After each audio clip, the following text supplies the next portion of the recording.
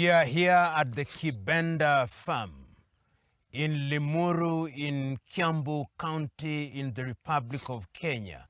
And we are continuing our conversations around Africa. Today, we focus on one of the most notorious figures ever to have walked the surface of this earth, Leopold II, referred to as the King of the Belgians.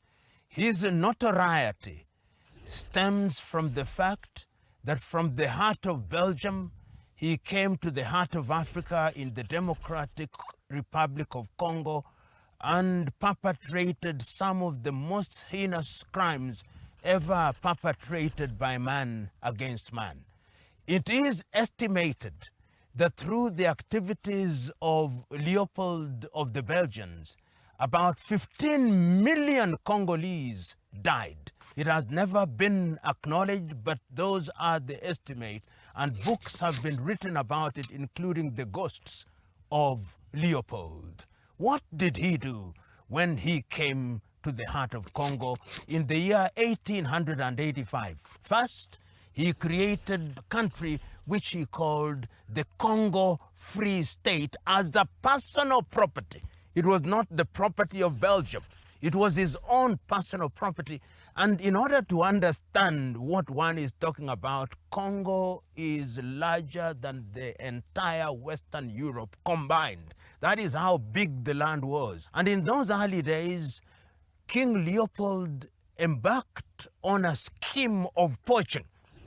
There were numerous elephants in that particular region in 1885 when he went into that territory that is now called the Democratic Republic of Congo and converted it to what it was.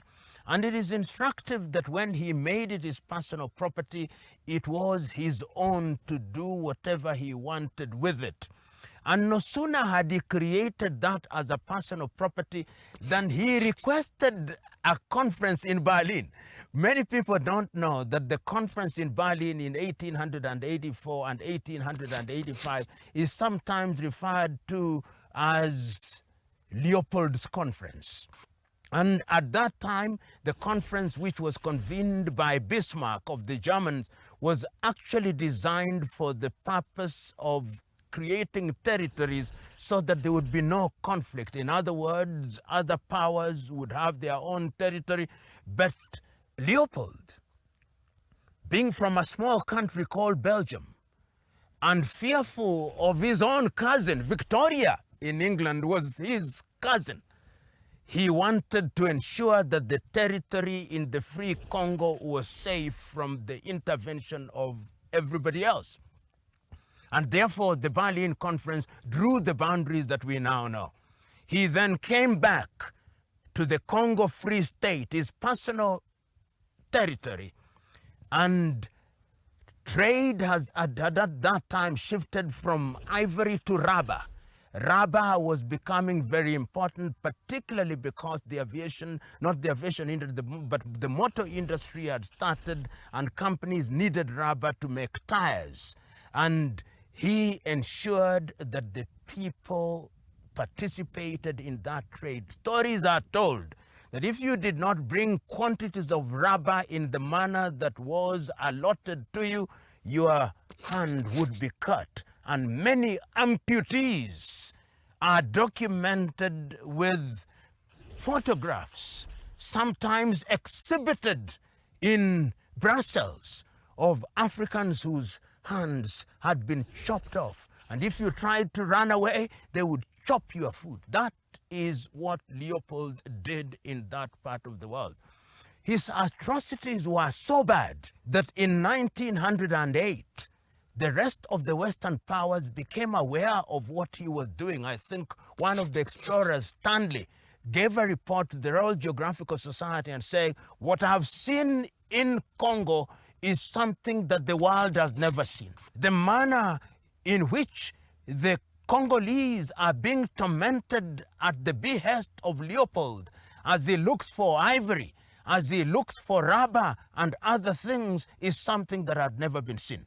And it is in that regard, therefore, that the Western powers then decided at that time that the territory which was a personal possession of King Leopold should be taken away from him and should be given to the Belgian government in the year 1908. And therefore, it became a territory of Belgium and a colony of Belgium in the year 1908. But remember, the style of governance did not change at all, because at that particular time, he was not only active in the Democratic Republic of Congo, at that time, he was also active, or his administration was active in different parts of Africa, particularly in Rwanda, Urundi, which was to be given to them after the Germans had been kicked and defeated in the World War I. So that even when Leopold of the Congo or Leopold of the Belgians stopped being in direct operation of these territories, the administration policy continued. And what was the administration policy of the Belgians? Don't educate them. Don't build any infrastructure. Make sure that you control all their resources. Make sure that they are answerable to the government in Brussels.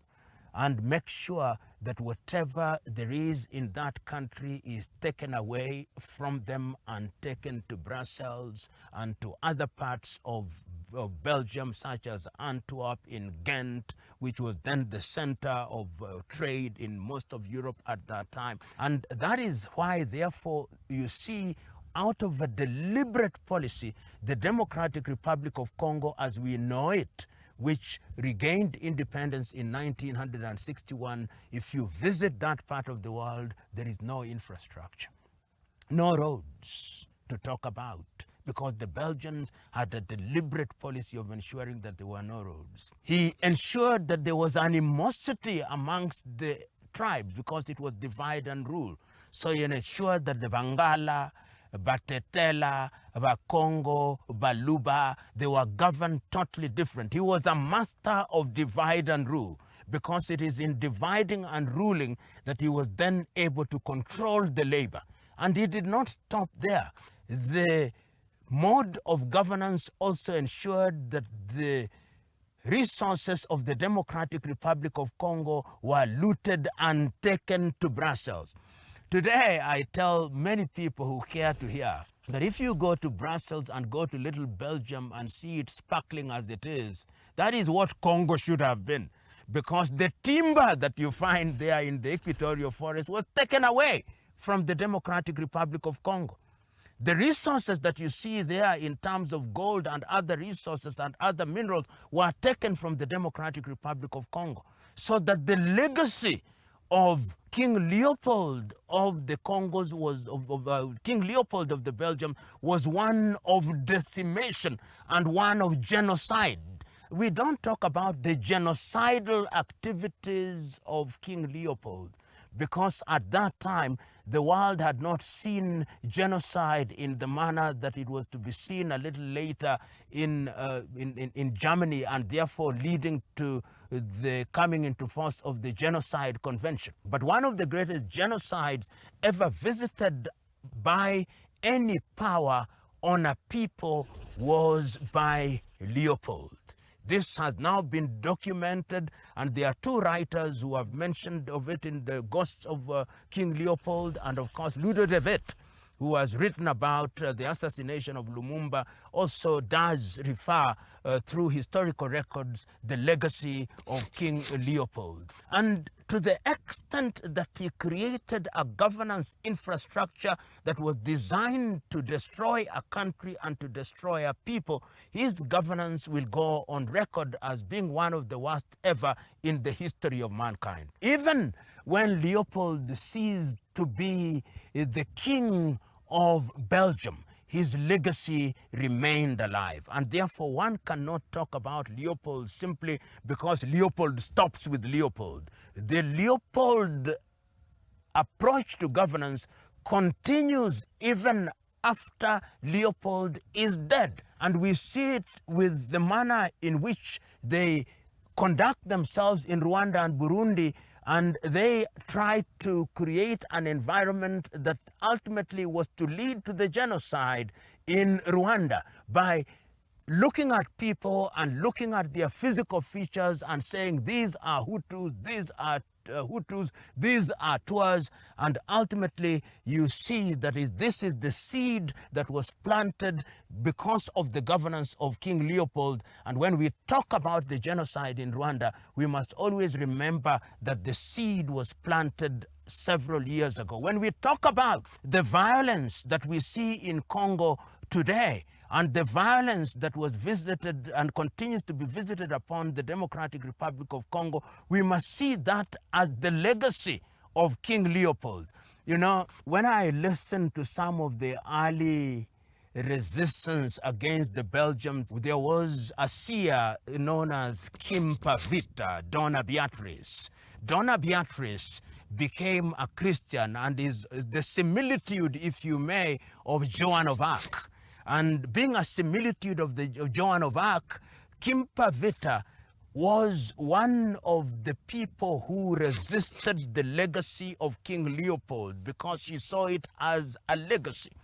And the other person was also a spiritualist, Simon Kimbangu. Simon Kimbangu, as we know, created a Christian denomination. And this is what Simon Kimbangu said very famously.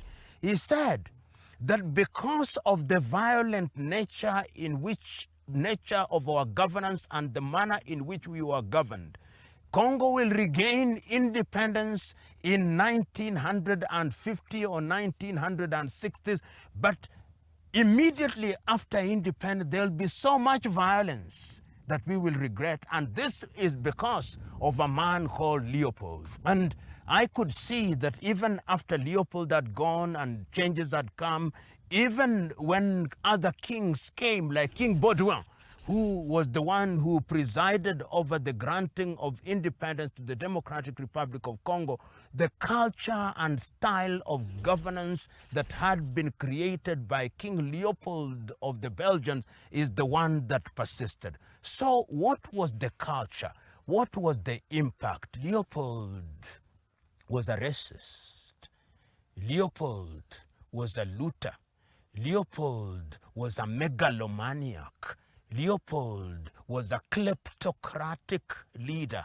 Leopold was a person who was narcissistic, who was obsessed with the idea of having wealth for his own benefit to the detriment of the people of Congo.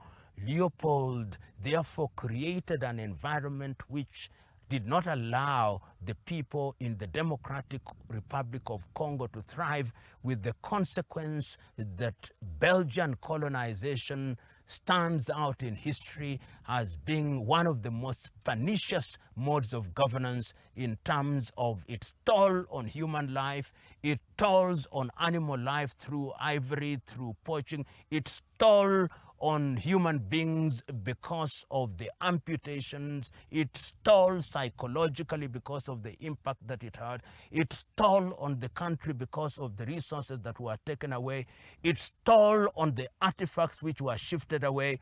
Its toll on the mode of government which has persisted today. Its toll psychologically. King Leopold of the Belgians was a ghost which must be exorcised if the Democratic Republic of Congo is to regain her soul.